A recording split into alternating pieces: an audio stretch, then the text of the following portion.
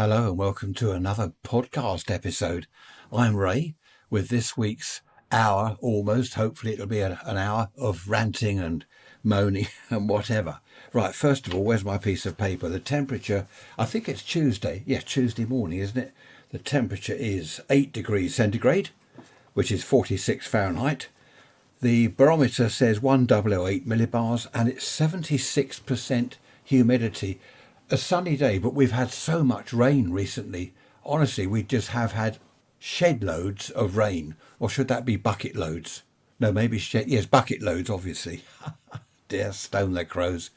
Okay, without further ado, let's get stuck in.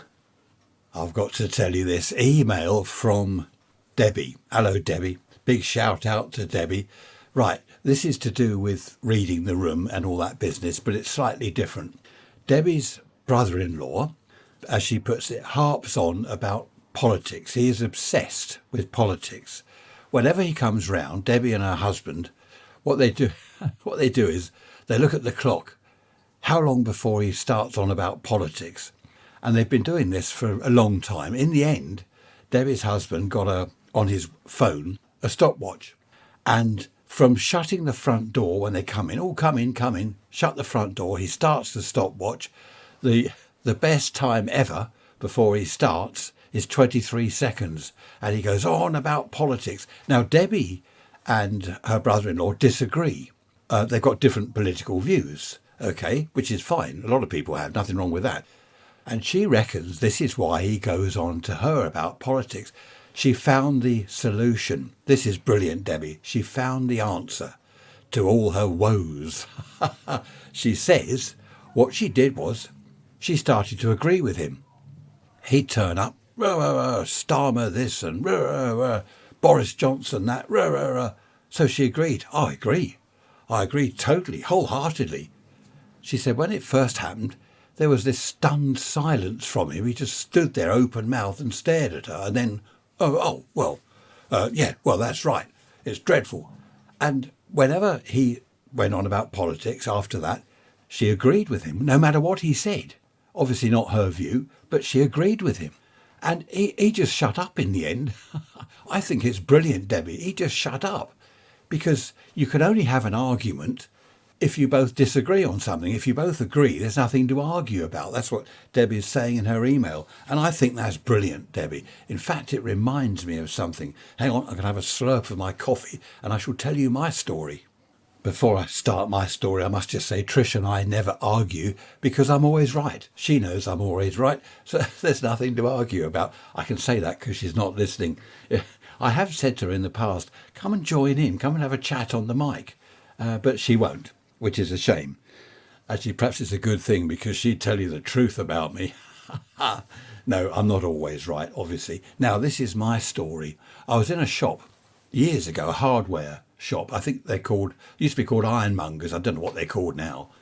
I don't think there are any ironmongers, are there? Little shops where you can go in and buy screws and nails and things. So I'm in this shop browsing. Chap came in, stormed in up to the counter. I bought this yesterday, bashed it on the counter. I forget what it was. And it's absolute rubbish. You shouldn't sell rubbish like this. So I'm sort of looking around at the rack, spying and listening and sniggering. No, I wasn't sniggering. Well, only a bit. And the chap behind the counter, he said, oh, right, sir, let's have a look. And he looked at it. And this chap was saying, I'm not coming in this shop again. I'm going to take this further, blah, blah, blah. So the shopkeeper chap, he said, do you know, you're right. He's looking at it and he said, this is absolute rubbish. Look at the state of this. I shouldn't be selling things like this. So, of course, the customer then, the same thing, this stunned silence. And then, it's dreadful. And the shopkeeper said, I'm going to do two things. First, I'm going to refund you all your money. Secondly, I'm going to get on to my wholesaler and have a go at them because I'm not selling this rubbish. They should not be supplying me with rubbish like this. And I'm going to tell them, cancel my account with them. I'm not buying anything else from them at all. And the customer said, well, I don't suppose it's everything. And, you can still buy stuff. It's just this one thing that's it's obviously faulty.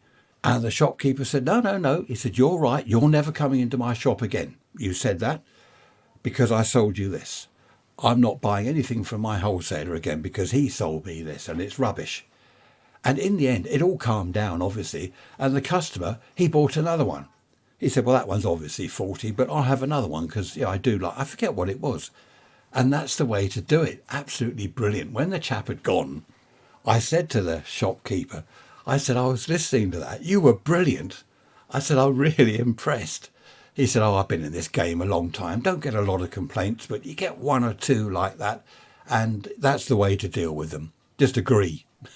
And he said, we had a bit of a chat. He said, have you ever read How to Win Friends and Influence People by Dale Carnegie? I said, no, I haven't. Anyway, I got the book and it's brilliant. I mean, a lot of it you might think, oh, I'm not doing that. This is silly. But a lot of it is brilliant, reading that book. Honestly, I've read it several times and it's fantastic. How to Win Friends and Influence People. Someone to me the other day, I was showing them the book and they said, oh, perhaps Harry should read that. Right, I'm not going down that road. No good arguing with people, is it? If you disagree, you disagree.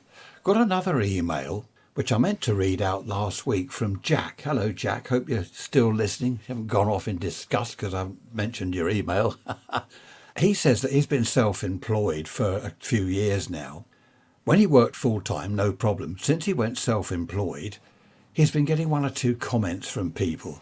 All you do is sit around at home all day, you want to go to work.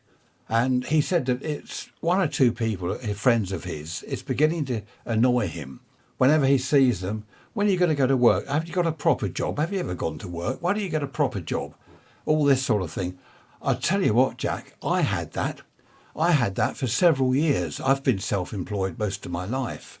And perhaps again, the people saying that to you should read this book, How to Win Friends and Influence People. I reckon they've read How to Make Enemies and Annoy People. Now, there's a thought. I could write a book like that, couldn't I? How to annoy people. But seriously, I won't go through everything that Jack has said because it's quite a lengthy email and a lot of it is personal. But yes, I had this.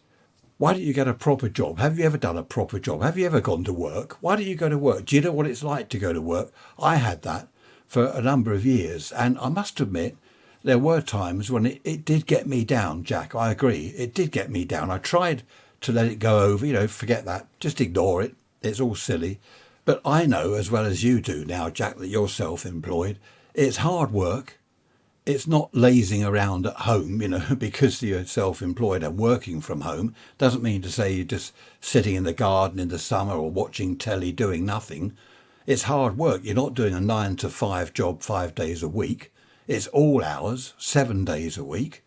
And yeah, I'm with you totally on that one, Jack. There we are. No argument there. I agree wholeheartedly, as Debbie would say.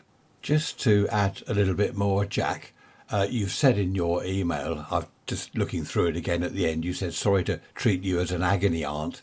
You've put here that I've spent all my life self-employed. I haven't, not all my life, but most of it. That's why you're asking me whether I've had a similar experience. I knew a chap years ago, he was self-employed, and it was his brother that continually pestered him. Why do you go to work? Why do you just laze around at home? The usual stuff, Jack, that you've been saying. And what he did in the end, this friend of mine, he got so fed up with it, he put a stop to it. He came round to see me one weekend, I'll never forget, and he was happy and jolly, and I said, oh, are you all right? What have you done? You seem very happy. He said, I've stopped my brother going on, and other people. And I said, what have you done? I thought he'd perhaps had a fight or something. He said, no, what I've done is tell them all that I've given up being self-employed. I've got a job in London and I commute. And it shut them up. You might not be able to do that, Jack. I don't know what your sort of circumstances are at home. But this chap I knew, he lived on his own. And he was able to just sort of hide in his little office that he had upstairs and not answer the door. If anyone came round, he wasn't there. He was at work in London as far as anyone was concerned. And it worked for him. So there's a thought, Jack. And as for the agony aunt bit, well, don't worry about that. If I have experience of something, I've gone through something and I've come out of the other side and someone says to me, look, you've done this, you've been there, I'm in the middle of it. Have you any suggestions? Can you help? What do you think? Then if I can, obviously I will help. And as I said, Jack, in this case, I've been through exactly the same experience that you have had. But try that if you can. Just say, oh, I've given up being self-employed. I've got a job now. How good are you at lying, Jack? That's the thing. How good are you at lying to people?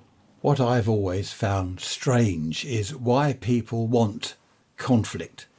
As with Debbie, her brother-in-law knew that her political views were different. So he played on that, tried to argue with her. And I don't know why people want conflict. I've never bothered about what other people are doing. I don't sort of poke my nose into their lives. Oh, why don't you do this? Oh, you should be doing that. A lot of people do, as with self-employment with Jack and myself. Why don't you do this? Why don't you go to work? You know, you feel like saying, well, why don't you mind your own business and get on with your own life? I don't know why people do. It's strange, isn't it? They poke their nose in and they seem to want conflict. I don't know why. Strange. Funny old world. Do you remember that podcast episode I did? What was it called? Nout funnier than folk. That's an old saying, isn't it? Nout funnier than folk. I'll have to have a look at that. Actually, it's about time I started listening to a few of my podcasts from, 2 or 3 years ago. See what I was moaning about then. Happy days. As you probably know, I'm a amateur radio ham with a licence, and I don't know about these days, I must read up on it, but in the rules and regulations, it does say on the radio, don't chat about politics and religion. That's an old thing, isn't it? Going to the pub. I remember people used to say, if you're going to the pub, don't start talking about religion or politics, because what will happen? It's divisive, isn't it? People have different ideas, and the alcohol's flowing, and you end up in a punch-up. So I don't talk politics with people or religion. I've got my views and I keep them to myself. In fact, I forgot to mention, Debbie said in her email, if someone is that strongly political, their ideas, I think this and I think that, well, rather than go around arguing with people about it, she said, go into politics. That's the answer, isn't it? If your convictions and your ideas and your views are that strong that you go around ranting and raving about it, well, do something about it. Get into politics and make the change. I agree with you there, Debbie. I forgot to read that bit out. Apologies for that. I remember someone years ago saying to me, I'm a socialist. And I just looked and didn't say anything. And he said, well? And I said, well, what? Well, he said, what are you? I wouldn't engage in the discussion. I wouldn't do that. I just changed the subject. But he persisted. Well, come on, what are you, a capitalist? I mean, what are you? I just said, I don't know, really. I don't come under anything, really. I'm just me. And he just sort of shut up in the end because I was going on about something else, and he knew that it was pointless pursuing the what he wanted to be an argument, I suppose. Do you know, the sun's out? Look at that now. Look at that blue sky. Absolute clear blue. Although there's a puff. Not a puff of cloud, a puff of cloud over there. Lovely to see blue sky and sunshine. Everywhere is so wet. Did a little bit of preparation the other day out on the lawn where I've got to put some turf down.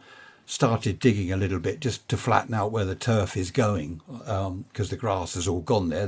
The rabbits not only got rid of the grass, they ate all the roots as well. And anyway, I'm walking on the lawn and of course it's all mud. I think I've spoilt it.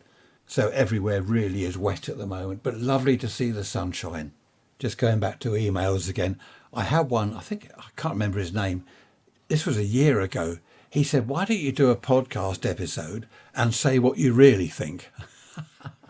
And do you know, I did. I started one. I did about 20 minutes worth, if I remember rightly, where I was saying, I think this and I think that, and I had a good old go. And I couldn't obviously put it online because I don't think I'd have any listen. Well, I'd probably lose half my listeners. But it was funny. I just did it for fun. That's all it was. I let Trish hear it and she laughed, and I just moaning about everything and really saying what I thought about things. But obviously these days you've got to be careful what you say because you get sued. That didn't happen in the old days, did it? People suing each other. I think in America there's always been a lot of suing going on, but not here in Britain. I think that's a fairly new thing. Well, when I say new, I mean the last couple of decades or so. Back in the 50s and 60s, people didn't sue each other. Well, not for anything other than something really serious. It seems these days people sue each other for the slightest thing. I don't know why they can't just have a chat, agree to disagree or whatever it is, and get on with their lives. Some of these neighbours, luckily, all the people in our road here, lovely neighbours. I've got to say that because a lot of them listen. They're dreadful, really. No, seriously, we've got lovely neighbours round here. Everyone helps each other. They look out for each other. And we have street parties in the summer. It's fantastic. But you see some things on TV. What is it? Neighbours from Hell or something. Someone moans about a fence. And then someone will take the fence down and it's not theirs. It ends up in court. Isn't it ridiculous? You'd think that people could just, they live next door to each other or in the same vicinity. You'd think they'd try and get on. And if there is a disagreement, well, sit down, have a chat, have a couple of beers and sort it out. Anyway, that's enough about conflict, arguments, stress and all that. Stress is really bad for you. I reckon it's just about the baddest thing you can get. Can you say baddest? Yeah, people say bestest. I think it's the worst thing you can get. Or not get. You don't get stress. You get stressed. But so you don't catch it. It's not contagious. Actually, some things are contagious, similar to stress. You obviously have experienced this at some stage. You meet someone and you have a chat and they're depressive. How are you doing? Oh, dreadful. Oh, you're all right. Then well, what's wrong? Oh, everything's wrong. And you come away feeling low, if not depressed yourself. Someone else you'll meet, or they'll phone you, and you'll say, how are you doing? Oh, terrific. Yeah, look, the sun's out. Oh, lovely day. Looking forward to the summer. And they make you feel good. And they lift you. It's terrific, isn't it? The effect, honestly, the effect that people can have on each other is quite amazing. And stress isn't good. I used to say that if ever I knew anyone that was argumentative or stressful, stressed me out and start going on and trying to argue, I just cut them out. And I have over the decades. I've had the odd person I've known, friend or acquaintance, and I've just thought, it's no good. I'm not meeting this person again. Cut them out of my life. It's too painful. And I have cut one or two out. There was one chap, he was a compulsive liar. Whenever I spoke to him on the phone or I saw him, he'd come out with all these fantastic stories. Tales of all sorts of things that had obviously never happened. It was all lies. And in the end, I told him. Face to face, I said, look, sorry, I don't want to know you anymore. I was honest. Oh, what do you mean? What do you mean? And I said, I've had enough. I said, I've had enough of your BS, if you know what I mean. And he said, oh, well, what? And I said a few things. Well, you said you've done this. You told me this. You told me that. And it's all rubbish. It's all lies. Anyway, that was that. We didn't speak for months. And then he phoned me. And he said, look, no more BS, okay? I enjoyed our chats. I miss you as a friend. No more BS. But it was never the same after that. One reason was after a while, after a few months, he started coming out with the rubbish again. I know some of you like these news flashes that come up on my Fitbit watch. Here's one, breaking news. Oh, it's gone. Hang on, here we go.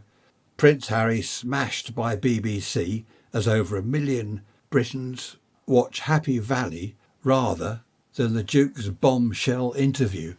Oh, so there we are. A lot of people didn't bother to watch it. I must admit, I didn't watch it. So there we are. Yes, a lot of you have said you like these little news snippets I come out with when my watch buzzes and something comes up on the screen. So that's good fun. Of course, people around the world, Australia, America, wherever you are, I suppose it's nice, isn't it, to get breaking news directly from Ray's Rants. Excellent. I just took a little break and wandered out into the garden as the sun's out. I saw a mouse, my mate Mickey. I don't mind mice in the garden, as long as they don't come into the house or go into one of the sheds and start chewing things up. I don't mind them in the garden. It's a sweet little thing. We do have a humane, what do they call them, a humane trap, which is, we bought it mainly for rats. But we've had a few mice in it over the years, but I shall leave this little chap because he seems all right. He looked at me with his big eyes. I felt sorry for him, so he can stay there, as long as he doesn't come into the house. Of course, putting all the food out for the squirrels, the birds, and goodness knows what else, it's going to attract things like rats and mice. We don't want the rats in the garden, so we either don't feed the squirrels and birds, so there is no food, or we have to put up with Mickey Mouse. That's funny. Changing the subject completely, yet again. I was on Skype, or I was trying to get onto Skype the other day. I've only got Skype to talk to one person. That's Mark over in Ireland. Hello, Mark. The damn thing didn't work. I don't know. He's trying to call me. I'm trying to call him. It doesn't do anything. All it was, it didn't say you're logged out, log in again. It didn't say that. I just had to go through all this palaver. Then I got the thing working, and then we had a chat. But what is the point? Why can't it just say you are logged out, you've got to log in again?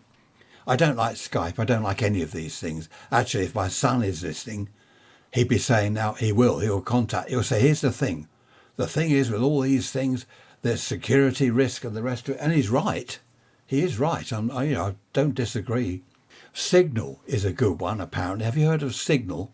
Apparently that's all encrypted properly and they don't do things. And I'm not saying that Skype do, but it seems that Signal, from what I've heard anyway, allegedly, I better say that in case I get sued. Allegedly, Signal is pretty good. And so Skype. Good, that's solved that problem. There is no 100% security online, is there? As someone said to me the other day, the only way to do it is to close down your internet connection account, your ISP thing, get rid of your computer, your phone, your laptop, your iPad and whatever other pads you've got, and just don't go online. That would solve the problem, but you have to have things like online banking and that these days. There are certain things you have to be online for. I suppose if you want to be safe, don't have any of the social media stuff. You don't need that to do your banking, do you? Don't have any of that. Have totally different passwords for everything and decent passwords as well, not like Fred1 or 1234. I mean, that's hardly a password, is it? Something like 32 characters long, weird and wonderful characters, 32 long for everything you want, different ones. It's quite funny. I saw a picture of a phone the other day on Twitter. Someone had taken this photo and it said Instagram in the 1970s. Was it Instagram? Something like that. And this picture of this old telephone in this house. That's quite funny. It was in the hall on a telephone table. Who remembers telephone tables? We had one. My dad made one in the 60s. It was like an awful thing. 4 legs, obviously, not 3. Well, you could have 3, but it'd be a bit wobbly. 4 legs, you got a telephone. Under that on the shelf is your phone directory, your phone book. And then next to the whole thing is a seat, all on one sort of unit. A seat with a cushion, specially made to fit the... And you would sit there in the hallway. Okay, it wasn't in the lounge or the kitchen or anywhere, in the hall. So you got a phone call, you got to go out and sit in the hall. Whereas these days, the landline phone, where's ours? We've got one. We don't really use the landline. Oh, one's in Trisha's little office and the other one's in the dining room. But we've got mobiles, of course, so I don't use the landline a great deal. But it's funny, though, looking back, the telephone table. Come on, email me. Who remembers? Who had a telephone table in the hall? Raise rants at protonmail.com. Talking of the old days, like the phone in the hall, Trisha and I were going through, got a big cardboard box of photos from decades ago. It's lovely looking through them all. I wonder how people are going to look through photos, say, 40, 50 years from now, because they're all online, aren't they? They're on devices and up in clouds and all over the place. I must admit, we spent an hour or two flicking through these albums. Oh, look, do you remember that? Oh, that's that house. Do you remember this? Oh, there's so-and-so. It's lovely. Whereas online, it's just not the same. Maybe it's the same for youngsters. But for us oldies who remember, I've still got photograph albums with all the old pictures, even going back to the black and white pictures from the 40s, the 50s and earlier, of course. It's great. I love looking through them all. We found a few photos of me as a baby, which was great to see, only a half a dozen or so in a pram and stuff like that. Whereas I suppose 50 years from now, youngsters will, when they look back to when they were a baby, there's not only photos, but videos and all sorts. Of course, back in our day, I don't know about the 50s, in the 60s, there were cine cameras, weren't there? Is it cine 8mm film? It wasn't cheap. Very few people had that sort of thing. You had to get the film developed. Whereas now, everyone's videoing on their phone, their iPads and goodness knows what. So there will be loads of videos of people that were babies like 50 years ago in 50 years' time. Is that right? 50 years ago in 50 years' time. You know what I mean. My son made me laugh the other day. We were talking about storage online of photos and music and whatever, all your documents. And he said that he's paying out a lot of money because he's got 2 daughters here, my granddaughters.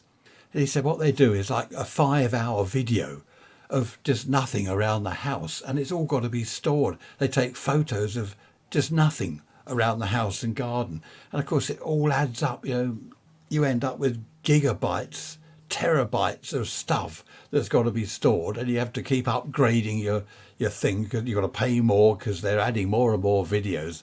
It's true though, isn't it? I know people, we have a barbecue here or a few people around for drinks, and there's people taking videos and photos. It's all got to be stored somewhere. I wonder whether they will ever look back through all the stuff they've got. The other day I spent about an hour going through all my online photos and deleting a lot, because I'd have pictures regarding the country, a picture of a tree, a picture of a country view. Well, that's a little bit pointless. I'm never going to look at it. For a start, I can't remember where it was. Oh, there's a field. And there was a video the other day where I'm kind of panning across. I don't know where it is or why I took it. It's just a video of fields and some trees. So I deleted that because videos are quite large files, aren't they? So I spent an hour or so going through and just deleting stuff that I didn't even know I had, and I will never look at, even if I did know I had it. Is that right? So the youngsters will be saying, how did we store all our stuff in the old days before we had the internet? I'll tell you how we stored photos. In the loft, in old cardboard boxes. It's true. Or perhaps not in the loft. Albums, photograph albums, which you'd chuck in a cardboard box somewhere and every now and then drag it out and embarrass your kids. Look, there's you when you were a baby. Mum, don't say that in front of my boyfriend. Look, there's you when you were 5 years old. Mum. So that was storage back then, a cardboard box. And no one could hack into it online. How about that? It was completely private, hidden in the loft. Well, it's now a new day. I slept well last night, which is good news. I do like to sleep well because otherwise the following day's ruined if I've been up half the night. Talking of agony aunts, which we weren't, well, it was mentioned earlier. Email from Charles. Hello, Charles. He said, back in the old days, 50s, 60s, were there such things as therapists and psychologists? Well, there were. I don't know whether we call them therapists. There were psychologists and psychiatrists, of course. He says only these days everyone seems to be in therapy for one reason or another. To be honest, Charles, I don't know. I don't remember anyone back then having any therapy or seeing a psychologist. Having said that, if anyone was seeing a psychologist, they probably didn't tell everyone. I don't know. But Charles has got some problems. He hasn't said what they are, understandably. But he just wondered what happened back then if you had issues, as he's put it here. Issues, that's a word that's come up a lot, hasn't it, of late. People seem to have issues, mental health problems. Yeah, I'm afraid I can't be much of an agony aunt on that one, Charles. I don't know. Well, it's not agony aunt, is it? It's just a simple question. Were there therapists back then? I suppose there must have been. But I don't remember anyone ever going to a therapist. Someone the other day asked how did kids get on at school back in the 60s, the 50s, if they had problems. I don't think it was mentioned. I don't think they mentioned it to anyone. I remember people struggling at school. They just struggled through as best they could. Whereas these days, there is help. I do remember one or two of the kids at school having all sorts of problems. I had problems at school. I hated the whole thing. I wasn't at all academic. I couldn't do it. I couldn't do the work, no matter how much it was explained to me. I just had some kind of mental blockage, especially with maths. I can't add up in my head. It's a nightmare. Luckily, Trish can. So if we go anywhere, she does the adding up, the mental arithmetic. And I just stand there looking gormless. But no, seriously, there were kids at school, a couple I remember, that had not issues or problems. I suppose they were problems. I don't know. I'm not really sure what the problems were. But they didn't cope too well with school. I don't know about today they talk about the pressure that children are under. I don't think we were under pressure back then. There again, perhaps just going to school when you hated it, perhaps that was pressure. I don't know. Interesting subject though, Charles. I wish you well with your problems and hopefully get that sorted out. A thought has just come to mind when you say to someone, "How are you?" "I'm all right, it's the others." That's very true, that saying, isn't it? "How are you doing?" "Well, I'm fine." It's other people. Other people are presenting me with problems. Other people are annoying me. I'm fine. Yes, that's quite true, actually.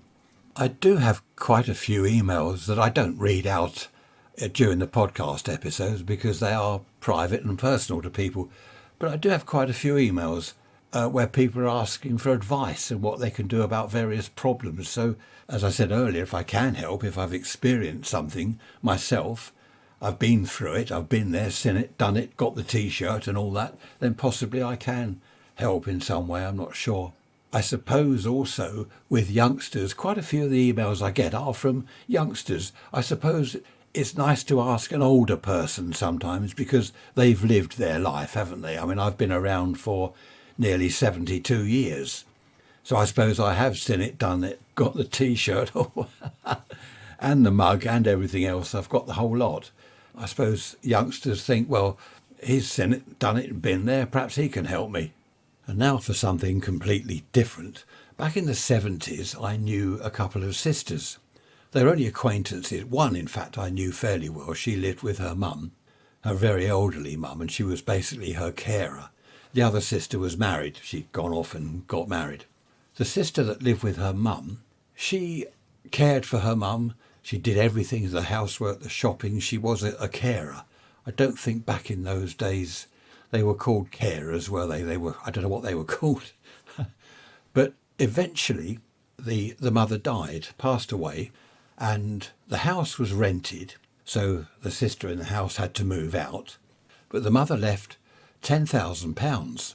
Now that was quite a lot of money back then. If you think that my first house was 9,400. It was only a small 3-bedroom terrace house, but it was a start. So that 10,000 would have bought that house for cash, with a little bit over. The mother left all this £10,000 to the sister that had gone off and got married. The one that had cared for her mum got nothing, not a penny. It was assumed by people that knew of this that the sister that had gone off and got married would give her sister half, but no. She kept the whole lot. So the penniless sister, she had a job, but she wasn't married or anything. She rented basically what we call a bedsit in the UK. Have you heard of that abroad, a bedsit? It's just one room, and in there is a little sink, a cooker and a bed and a TV, if you're lucky. And that's it. That's where you live. But she was quite happy. She was quite an amazing woman. She wasn't at all disgruntled or annoyed with her sister, even though she hadn't got a penny from her. She'd done all the work, looked after the mother for years, but she was quite happy. She stayed friendly with her sister and was quite happy. Here's the thing. An aunt, an elderly aunt, heard about the sisters, the one with the £10,000, who was already in her own house with a mortgage and a husband, and the sister that was penniless in this tiny room. And the aunt changed her will. You know what's going to happen, don't you? This is karma. The aunt died eventually, a couple of years later, left the house to the penniless sister. And it was a big house. I didn't see it, but apparently it was quite a big house. Worth a lot more than the 10,000 that the other sister had got from the mother. So there she was, left her bedsit and moved into this huge house. All the furniture, of course. And I believe there was a few £1,000s with the house. So she not only had this lovely big house, but she had some cash. The unsharing sister heard about this and went to see her. "Are you going to give me any money? You've got to sell the house. You really ought to share some of this with me." So what did the caring sister do? She said, "Well, you're not having the house. I'm living in it. This is where I'm going to live now."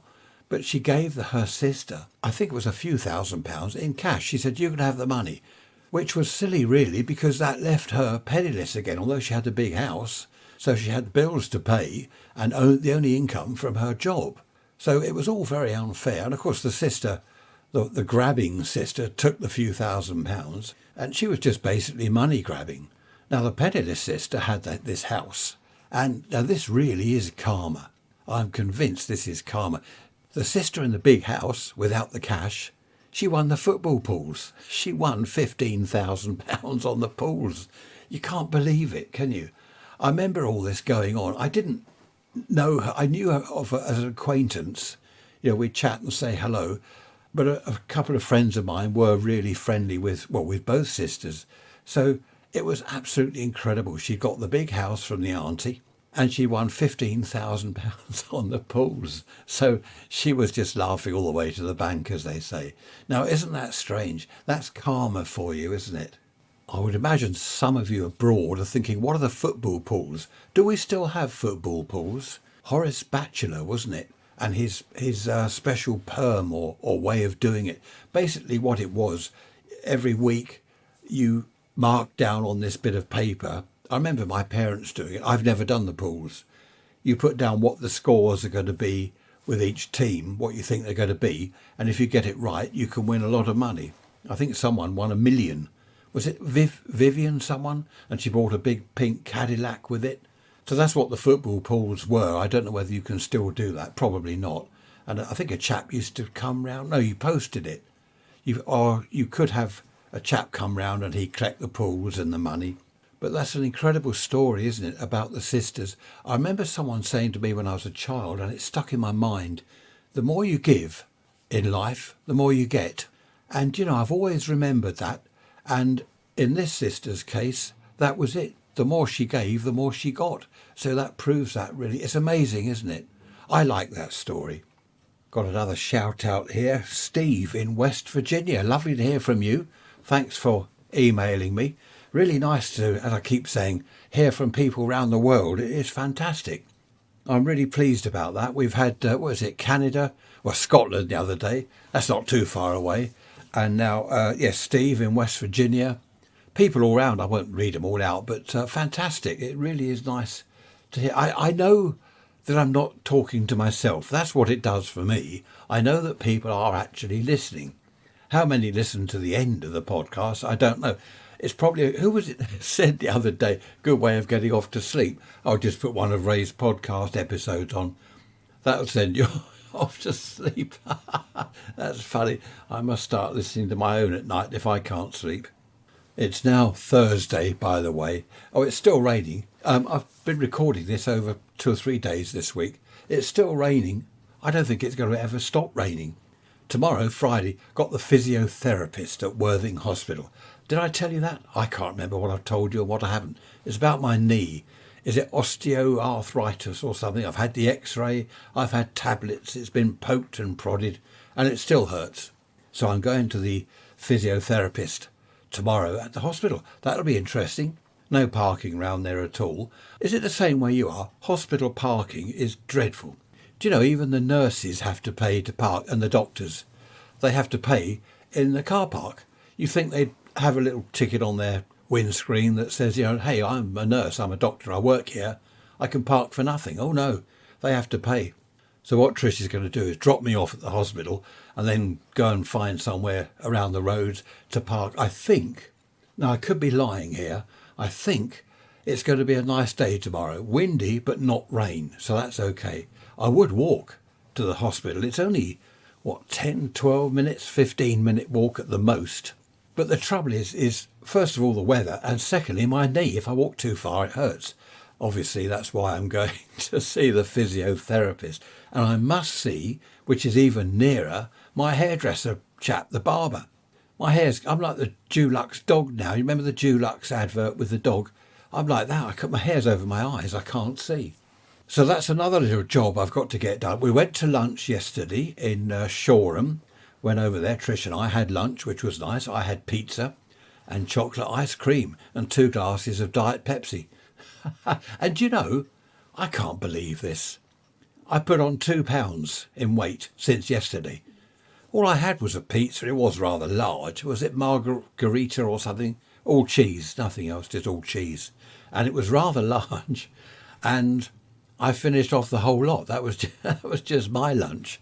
So 2 pounds, though, overnight. Surely that's not fat that I put on. I think that's just, what were we saying earlier or the other day? Fluid retention. Or in my case, I think it's pizza retention. I was talking to a chap the other day. He used to work at the BBC, and he was telling me, do you remember Music While You Work and Housewife's Choice and all that sort of thing that used to be on? That started, I think, Music While You Work, he said, started in 1940 because the workers, especially in factories, they wanted to cheer them up. And the government said, allegedly, to the BBC, play some jolly music for the workers in factories, which they did. And they called it Music While You Work. They were told not to play sort of dull, slow music, but jolly music. And apparently it worked. It kept people happy and they'd whistle along and sing along with the tunes. So that's interesting. And the other one, I remember listening to these as a kid because they went on from the 40s right the way through, I think this chap said to 67, when the Light programme and the BBC Home Service stopped. Well, they didn't stop, but they became Radio 4 and Radio 2. Have you ever heard such nonsense? Radio 2. The Light programme was better. And the BBC Home Service, not Radio 4. Boring. No imagination. No imagination whatsoever. No imagination whatsoever. There we are. And that's when it stopped. But Housewife's Choice was good. I think housewives would write in or whatever, send a postcard or whatever they did. Couldn't call in on their mobile or send an email. Not back then. And they'd play a record. Oh, this is for Julie in Eastbourne. Hello, Julie. This is the one you requested by the Northern Dance Orchestra. Happy days. But no, that was interesting. He was telling me a little bit about the BBC in the old days. I'll have to do a podcast episode. No, I won't. That'll be boring, won't it? All about the BBC. Apparently they're in trouble now, or they've been moaned at or whatever.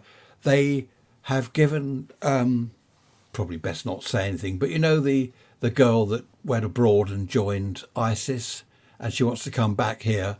Well, apparently the BBC allowed her to make loads of podcast episodes or whatever to tell her side of the story. And of course the BBC are now being moaned at for doing that. Oh, you shouldn't do that and whatever. I don't know.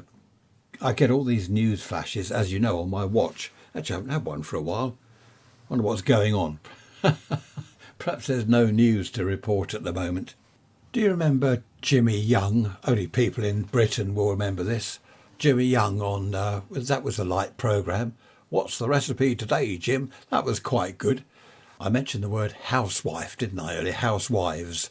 That's probably illegal to say that these days because that's labelling women or tarring them all with the same brush, isn't it? They're all housewives and they're not. They'll be saying, no, I'm not a housewife. I've got a career.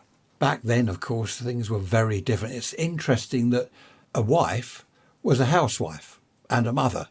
And that's what she did. Whereas these days you don't get housewives because it is that sexist or I don't know, what do they call it? I can't remember what they call that now. Rude, I expect. Offensive, or it triggers people.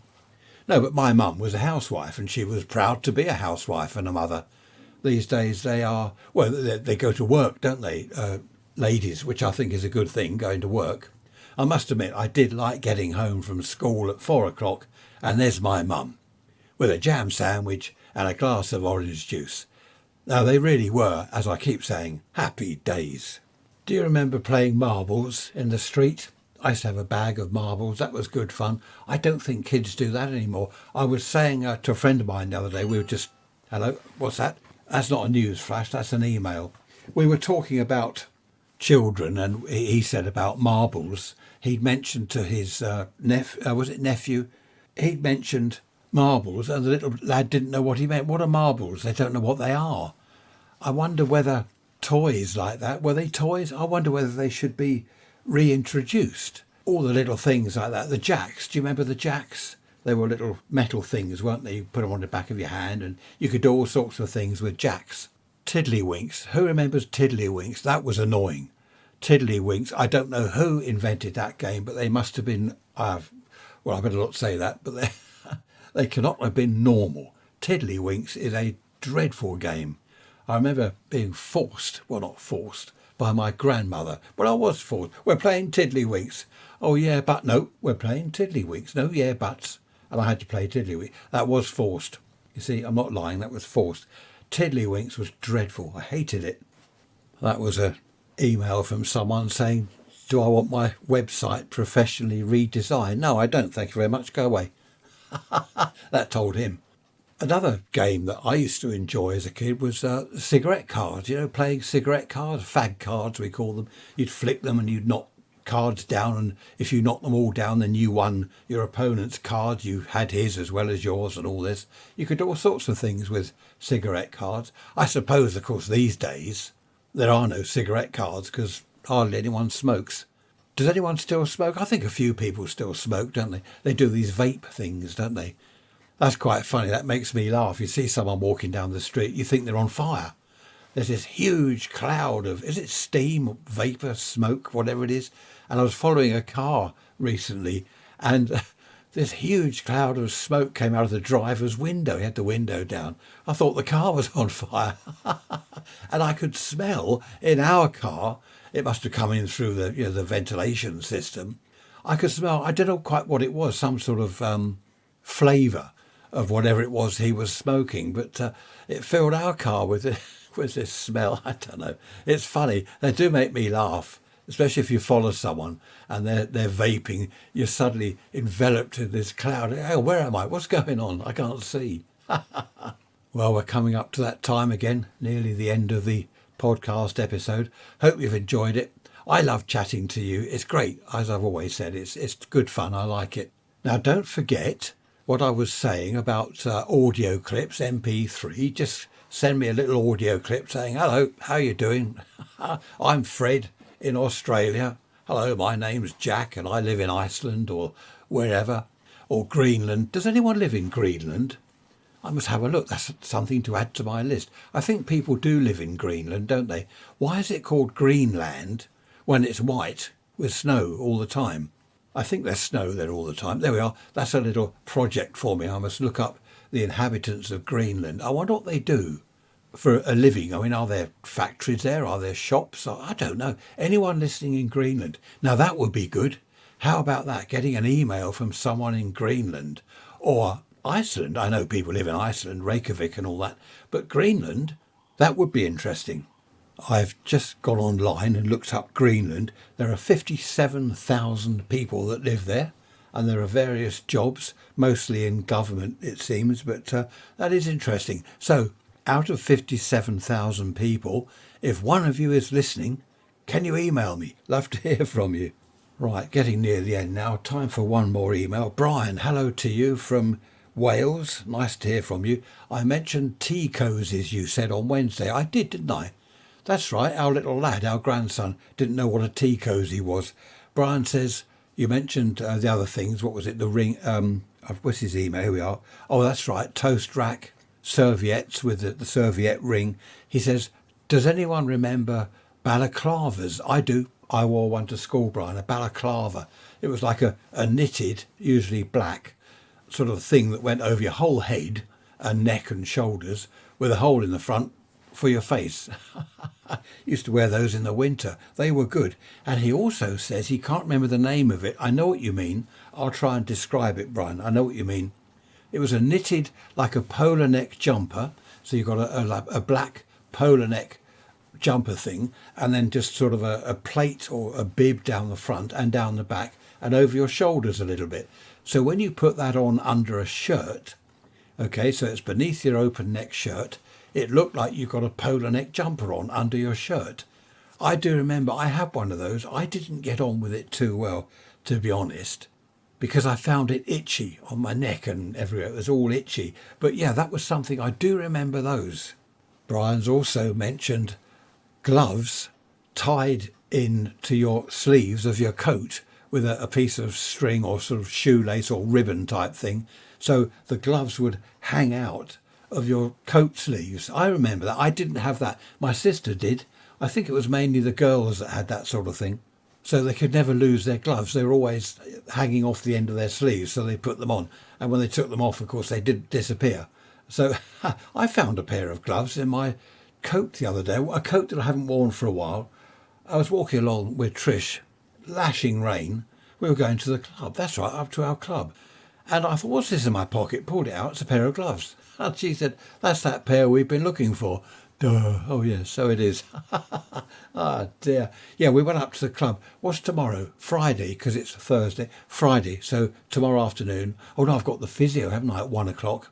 Well, I'll probably need a couple of beers after that, so we'll go up to the club about 4 o'clock, hopefully. Only for an hour or so, couple of real ales, and then come back for dinner, and then the weekend starts. Just had an email from Mark in Detroit, Michigan. Hello, Mark. Lovely to hear from you. I'm just about to switch off and go and have a break for a while. But yeah, great to hear from you, Mark. I have answered your email. And I think you said Jerry. It was Jerry that put you onto my podcast. So that's good. We need some MP3s. We need some audio clips from everyone. I'm going to keep bagging on about this. You won't hear the end of this. Love it. Right, time is moving on. The week is coming to an end. We've got sunshine again today. Can't believe it. Lovely sunshine. Apparently a lot of rain coming in tonight, though. So typical British. Is it still winter? Yeah, when's the winter end? I think it's March, isn't it? The spring begins. I don't know. Anyway, that's it. I won't bore you anymore. Thanks for listening. I shall see you on Wednesday with a midweek message. Look after yourselves. Take care. Bye-bye for now.